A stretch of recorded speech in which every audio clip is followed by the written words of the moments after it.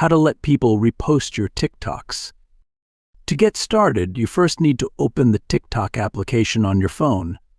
You will then be taken to this page, where you can view all the contents that are shared on TikTok. From this page, tap on the profile icon at the bottom right corner.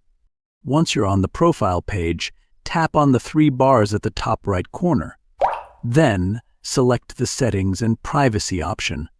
Now, go to Privacy. After you're on this page, disable the Private Account option. Tap on Switch. You have now successfully switched to a public account, so anyone can repost your video on TikTok. So by following these steps, you can easily let people repost your TikToks. Thank you for watching. Please leave a like if this tutorial helped you, or leave a comment below if you have any questions related to the video.